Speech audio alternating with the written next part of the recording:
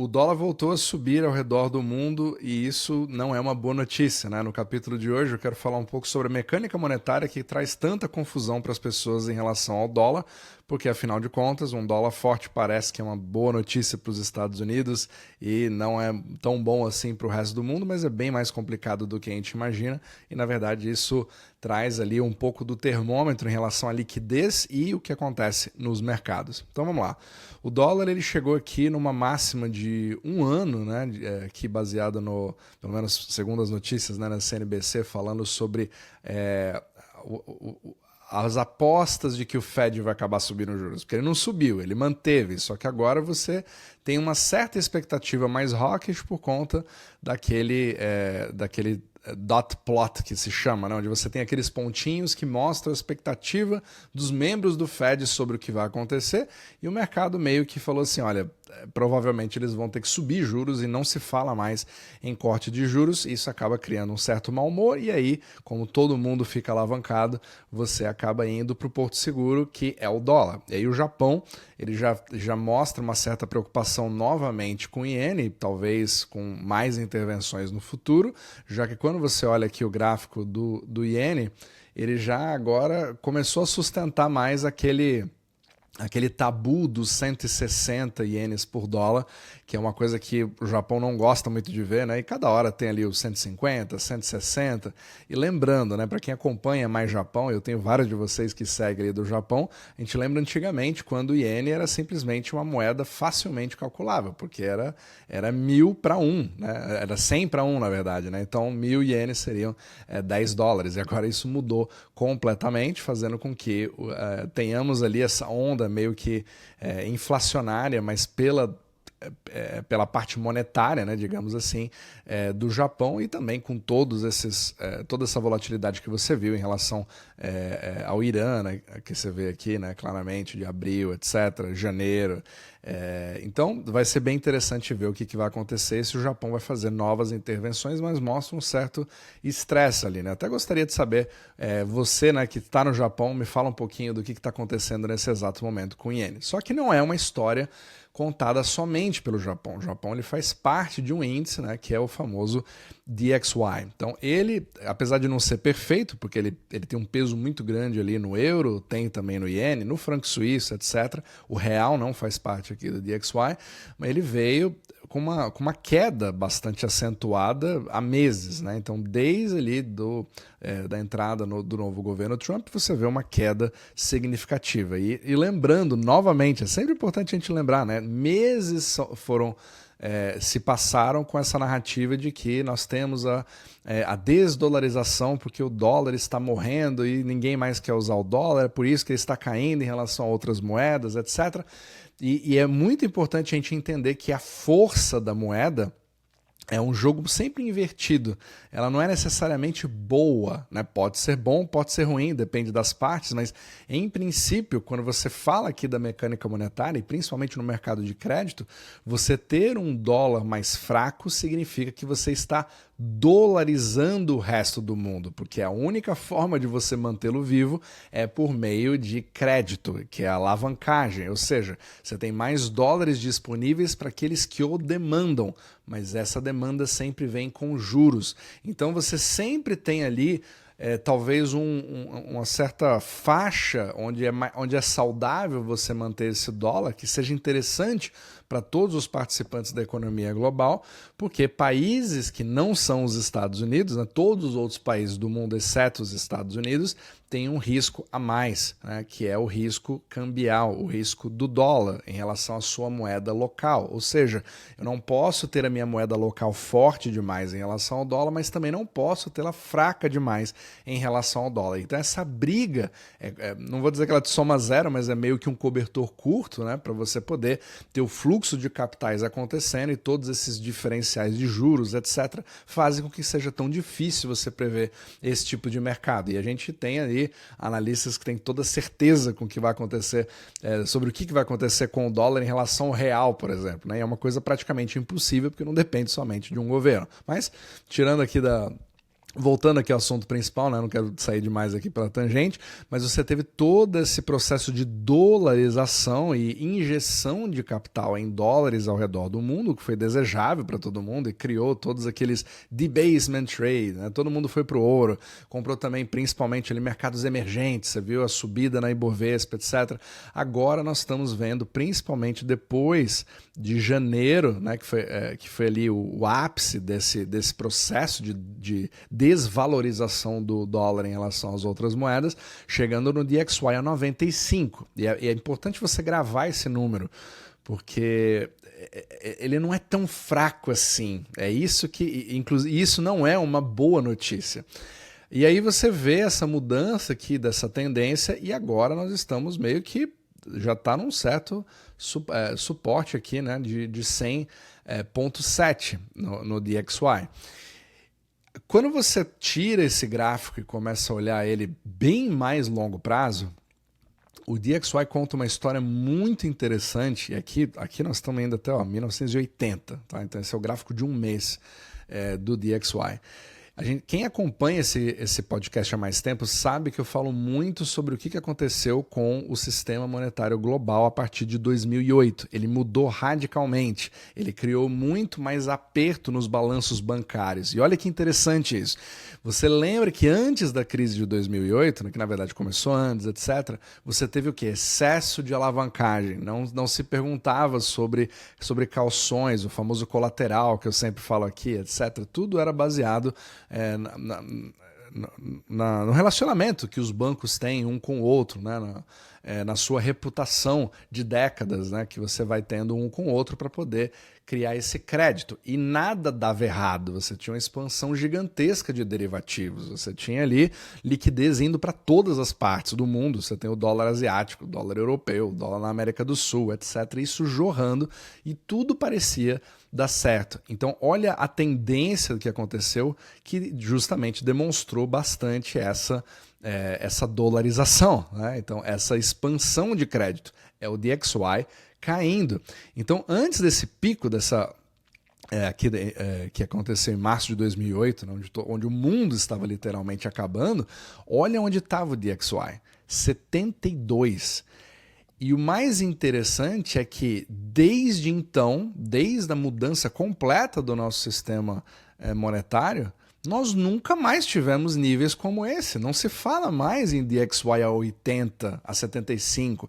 E essa é uma das preocupações que a gente traz aqui, né, nesse podcast. Exceto ali por 2011, brevemente, atingindo ali 73, você nunca mais teve nada parecido. O dólar só foi para cima. E isso aqui mostra bastante o quê?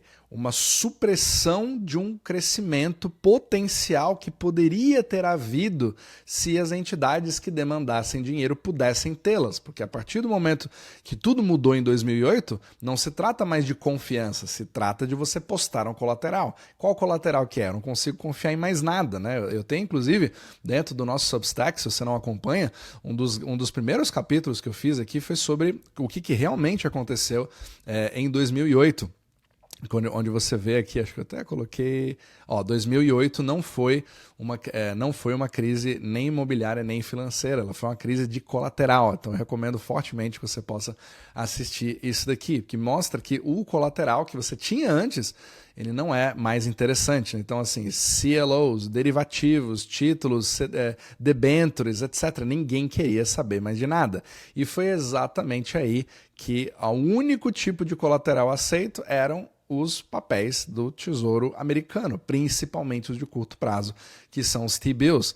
Então isso acaba criando aí uma série de problemas para o resto do mundo, que você tem uma liquidez suprimida que não acontece e os dólares que estão circulando são mais valiosos. Então você precisa pensar muito mais a quem você vai emprestar. E isso cria uma série de problemas e é esse sistema que nós estamos vivendo já há mais de 15 anos que vem se perpetuando. Então se você olhar assim realmente no longo prazo, você percebe que o DXY vai apertando. Então dá uma olhada, né? Olha que interessante é você voltar você tirar o zoom do gráfico, né? Então você olha aqui o que aconteceu em 2025, toda a choradeira que nós tivemos, agora sim o dólar vai ser destruído porque ele está despencando e está perdendo valor, ninguém quer mais dólar, papel, etc. Olha como você cria toda uma narrativa, mas quando você volta para o gráfico, de fato, que você vê aqui no mensal, desculpa, que é esse aqui de longuíssimo prazo, né, em relação ao DXY, é isso aqui, ó. É só essa parte. E agora ele já está apresentando uma nova volta. Ele nem passou pela linha crucial de 200, né? No caso 200 meses, nesse caso aqui, né? De bastante longo prazo. Então, se você não consegue nem romper isso daqui e voltar a patamares de 70, 80, o que pode acontecer? É essa talvez que seja a maior preocupação para quando você pensa, né, de longo prazo, de forma bem macro em relação à força do dólar. E você vê, inclusive, isso acontecendo com o próprio real. Então você teve ali todas as brigas que você vê nas redes sociais em relação ao que acontece com o real agora, que é a moeda de melhor performance ao redor do mundo. Eu não tenho absolutamente nada contra, foi a melhor moeda já feita no Brasil e a única que está se sustentando até então, né? Ninguém quer voltar ao Brasil que tinha ali corte de 3 zeros, bota 3 zeros, corta de novo, reinicia, no cruzeiro novo, cruzado, etc. Ninguém quer mais isso, só que ao mesmo tempo é necessário reconhecer a realidade. Então, assim, olhando no curto prazo, que isso se refletiu também, né, pelo próprio DXY, você teve a queda do dólar em relação ao real, ao mesmo tempo do debasement trade e ao mesmo tempo de ser o maior país, aí, um dos maiores países nesse trade dos mercados emergentes, recebendo uma enxurrada gigantesca de dólares, mas elas dependem desse fluxo acontecendo. Então você consegue ter folgas mesmo em momentos macro que são de aperto, mas chega uma hora que esse parafuso volta. E esse talvez seja um dos maiores riscos no mercado brasileiro, na minha opinião. E eu não sou especialista em mercado brasileiro, estou falando de uma visão estrangeira, né? Baseado na força aqui do dólar. Então, se você fizer a mesma coisa com o gráfico do dólar para o real e colocar aqui um mês e realmente colocar desde do momento que o real foi criado, né? Porque o real é extremamente novo em relação a outras moedas. Então você vê aqui, ó, começando praticamente em 94, depois do RV, plano real, etc., ele está num gráfico que simplesmente sobe. E nós estamos aqui, ó, falando sobre esse movimento. Então, isso aqui talvez traga mais perspectiva em relação ao que vem acontecendo ao redor do mundo. E os países que têm a menor capacidade, ou menos reserva, não é necessariamente o caso do Brasil, ele tem economia, ele tem reserva, etc. A China tem a maior quantidade de reservas que existe, apesar de querer se desdolarizar, ela também é orgulhosa em ter uma maior quantidade de reservas. Tudo isso com o objetivo de manter o máximo de controle possível, comprar o seu passaporte para o sistema eurodólar, o famoso sistema eurodólar, os dólares fora dos Estados Unidos. E esse talvez seja o grande problema que nós possamos ver. Agora, não significa que essa análise aqui ela é unânime, né? Por exemplo, o Robin Brooks ele está achando o contrário. Ele acha que apesar de a gente ter esse dólar voltando a ficar um pouco mais forte, ele acha que isso vai passar em breve a partir do momento em que todo mundo vê que o Kevin Warsh, na verdade, não vai fazer essa subida de juros, que o dot plot não está falando que nós teremos subida de juros, ele não vai mexer e os mercados vão voltar a subir e você volta a ter uma alavancagem. E eu até não acho que esteja errado, né? A minha visão é de bem mais longo prazo do que isso, até porque quando você vê aqui a SP500, ela continua fazendo o que a SP500 sabe fazer, que é circular o capital